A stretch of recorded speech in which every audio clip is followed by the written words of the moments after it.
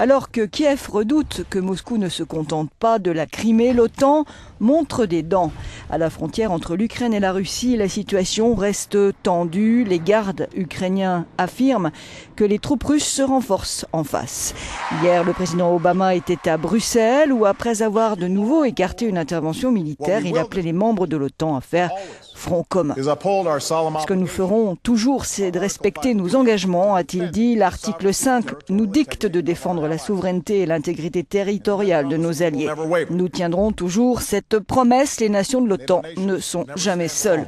Aujourd'hui, les avions de l'OTAN patrouillent au-dessus des pays baltes. Nous avons renforcé notre présence en Pologne. Nous sommes prêts à faire plus.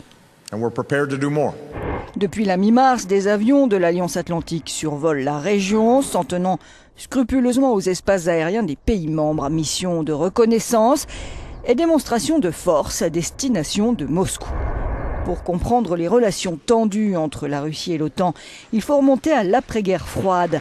En acceptant l'entrée de l'Allemagne réunifiée dans l'Alliance, la Russie avait alors reçu verbalement la promesse que celle-ci ne s'étendrait jamais à l'Est. Or, les membres fondateurs de l'Alliance Atlantique Nord accueillent dès 1999 3 anciens membres du pacte de Varsovie, les Polonais, les Tchèques et les Hongrois. Il y a 10 ans, la Bulgarie, la Roumanie, la Slovaquie, les 3 États baltes y adhèrent et en 2009, l'Albanie et la Croatie.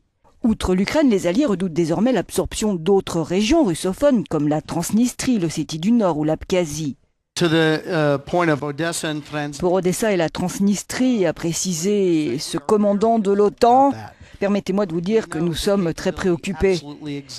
Nous savons qu'il y a cette possibilité et qu'elle pose problème. Nous ne savons pas si l'intention est là. Ce que nous voyons en revanche, c'est une rhétorique similaire à celle utilisée quand ils sont entrés en Crimée.